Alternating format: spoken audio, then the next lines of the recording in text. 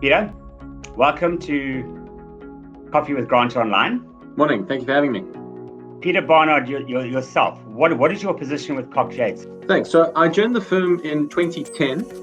I became a partner in 2014 or 2015. I'm now a team leader, and our team specializes in construction work, amongst a few other things. But the primary driver is construction and engineering related projects. So when contractors aren't getting paid, when there's a turnkey type project, PPE type project, triple Ps, when there's disputes, when there's issues about payments, when there's design defects, all those types of things, that's what we deal with. So we typically specialize in dealing with developers, contractors, and subcontractors in the types of disputes that emanate out of the built environment industry, and also putting deals together to make sure that these kinds of disputes don't arise.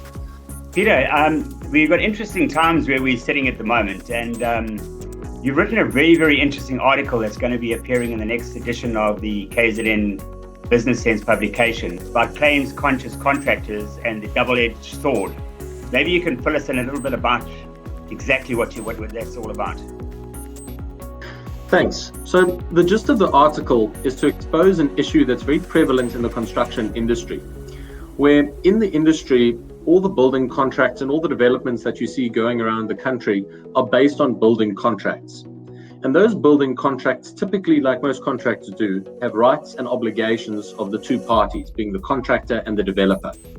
But what you then see is almost a form of bullying, where if a contractor starts giving effect to those contractual rights, then they start annoying the employer. Because what can very often happen is that an employer has a budget, and the moment a contractor makes a claim, the employer goes over that budget, which then creates all sorts of problems from a finance point of view, budgeting point of view, rental point of view, etc.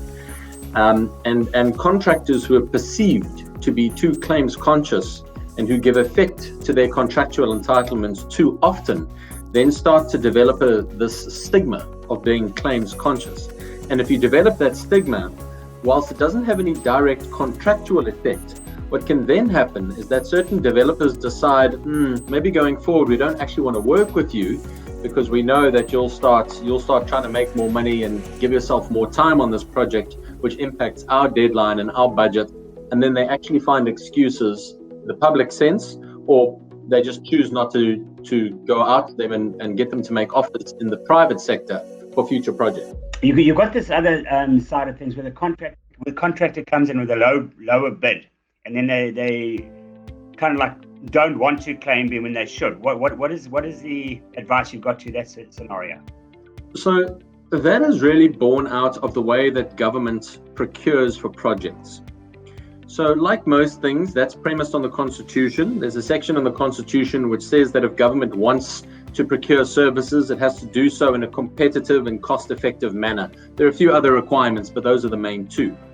Because of that in the Constitution, that then gave rise to the Preferential Procurement Policy Framework Act, or as government loves their acronyms, the PPF Act, and a series of regulations.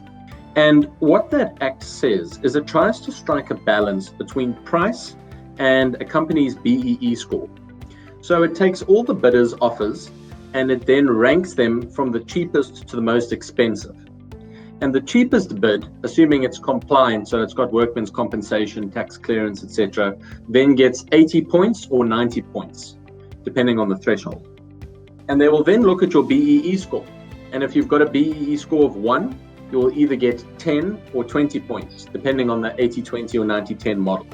And when you then end up with the highest number of points, when they combine your price with your BEE score, they are then legally obliged to award that contract to that contractor.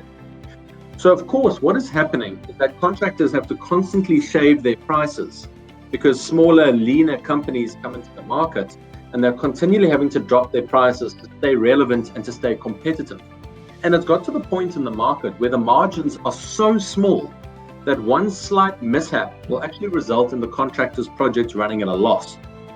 So what contractors are now doing, they're analyzing the tender document, which is typically a thick stack of paperwork, in more detail, and they start finding the problems. And they can then work out that these problems will lead to delays, conflicting information will lead to more money, etc. And they can then undercut their bill to such an extent because they realize during the project that these problems will surface. And instead of advising the employer early on, they'll drip feed the employer the problems, so they can use that as an excuse to take longer and make more money. And that is how then they can recoup the profit that they would like to make, which they didn't cater for in their tender. So it's that system which has led to the stigma of being claims conscious, because it's the perception that, well, contractors, they just create all these problems because they're trying to give themselves more time and make more money. But why it's come about is because of this tendering system that government is constitutionally obliged to use when procuring goods and services. What kind of advice would you give to contractors and clients that are in these situations for claiming and what have you? For contractors, I think the advice would have to be to give effect to your contractual rights, make the claims that are legitimate, but don't go trying to make spurious claims just to make a quick buck. If there's a genuine issue and a genuine claim, you must make it. And similarly for employers, if you don't want a contractor to give effect to those rights, and you don't want these type of claims to be made, well, then you must look at forming a different type of contract. The GCC, the FIDIC, and the NEC. Two are South African, one is French, one is English. And those are typically the sets of contracts that we use to construct all projects, all developments, bridges, dams, factories, houses, typically anything throughout the country. And those have obligations and penalties. The most common penalty being that where the contractor is late, they have a daily penalty which is imposed against them, which is why contractors typically try and push for additional time. But the answer is that if there is a contractual entitlement, you must use it. And if there's a penalty, you must suffer it. So you can only really start easing off on making claims as the contractor if, on the other side of things, the employer starts relaxing the daily penalty obligation. Peter, you've made yourself a name in the construction industry for dealing with the construction mafia. This is something that really, really interests people and something that's absolutely 100% important. So, Peter, please fill us in on that. What you'll find with regards to these business forums is that there are a series of fragmented groups that are typically pushing their own agendas with regards to securing work and receiving payment. And the reason that it's been dubbed these mafia-style tactics is because it is operating like an early 1920s New York, where what will happen is these groups of individuals will come to a construction site and either threaten or intimidate or stop production with regards to the subcontractors, the contractors, or the developer, and insist that their constituents receive a piece of the pie. And what they then do is they effectively try and strong-arm the project and prevent any further work from occurring until such time as their demands are met. The difficulty with this is that when you try and engage, sometimes it works, but more often than not, you'll find that you can't come to terms, and you're then being bullied into hiring people that aren't necessarily qualified and paying them exorbitant rates to do this type of work. And what you'll then find is once you come to terms with one group, the next day there might then be another group, because this is not a unified body with a unified front. There are certain groups fairly well known, the Federation for Radical Economic Transformation, the DeLonge Business Forum, but this is more into a South African style and model of business, which is not limited to companies or groups. You can have these business forums, taxi associations, MK veterans, or just local communities within certain wards, all vying for work. And the difficulty is that if you start trying to engage, you will then get lost in trying to deal with all of these different groups and giving into all of their demands, which can then have very unfortunate consequences for a contractor, which has a deadline and a budget, and an employer, which is expecting a certain quality of work with a certain amount of time. And it can become very difficult to manage them, which is why, unfortunately, in certain circumstances, they will get paid to simply go away. On other instances, they'll get paid exorbitant to do work. The work is done on a very subpar level and then has to be redone anyway. On either of those eventualities, it's perpetuating the problem, and unfortunately, the quality and timeliest delivery and cost of the project suffers.